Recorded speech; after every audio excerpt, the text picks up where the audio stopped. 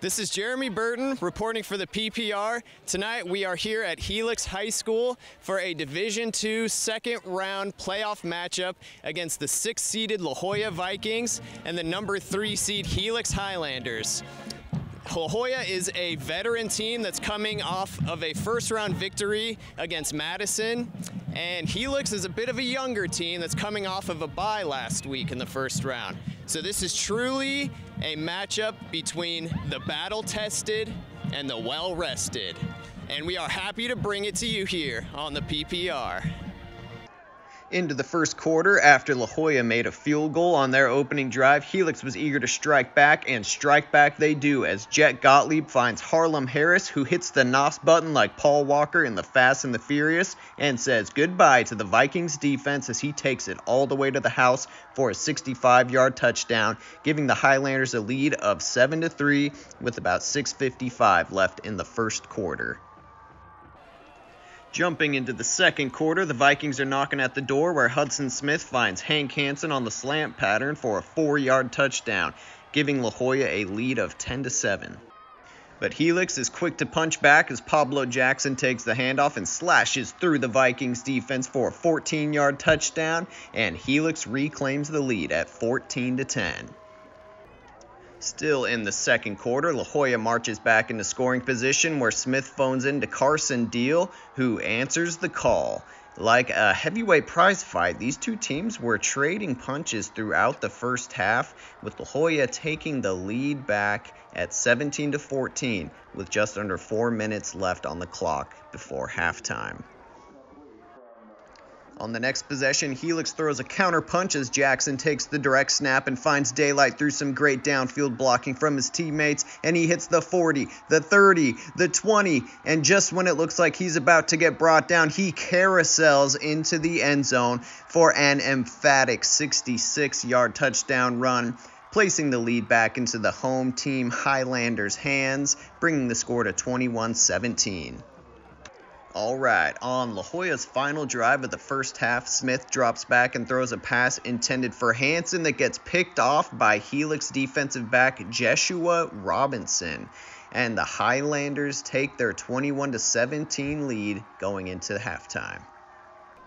Third quarter now, and look at Jackson's quickness and change of direction as he cuts to the edge and finds the promised land for a Helix touchdown on the opening drive of the second half.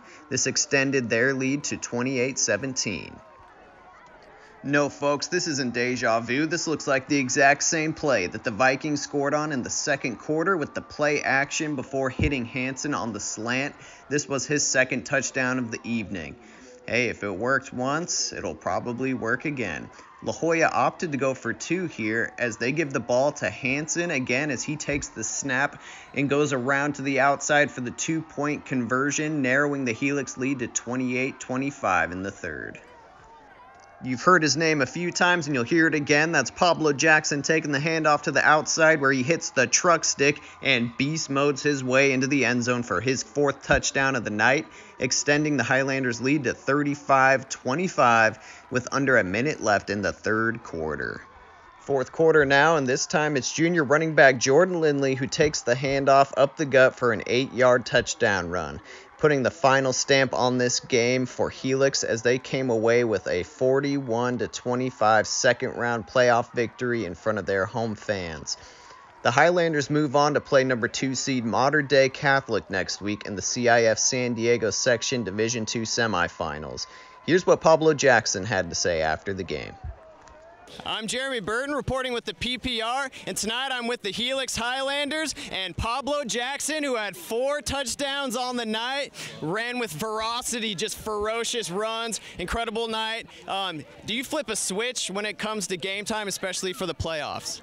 Of course, you know, we've been playing like this all season. We've been challenged. We have a very tough schedule this year, but we fought through adversity. We lost our QB. We lost some important pieces, but I'm proud of our team, and I wouldn't be able to do it without these guys right here behind me. Sure. These linemen, baby. And our defense, they put in the good work today, and we got the dub. Yes, Yeah, I agree. Speak a little bit more on the O-line. I mean, what does it feel like to run behind an O-line that's opening up holes like that? Oh my God, bro, you don't even understand, bro. These boys are big right here, and they strong. He's squatting like 500, 600 pounds. You feel what I'm saying? He's a big boy right here. He's great. You know what I'm saying?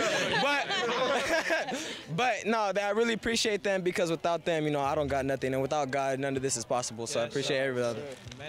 I love it. And so what does a convincing win like this against a team like La Jolla do for you guys going forward in the next round of the playoffs? You know, I think it was a statement win, because they were a D1 team until, you know, they lost to UC, apparently. But it was a statement win for us. We won convincingly, so I'm proud of that.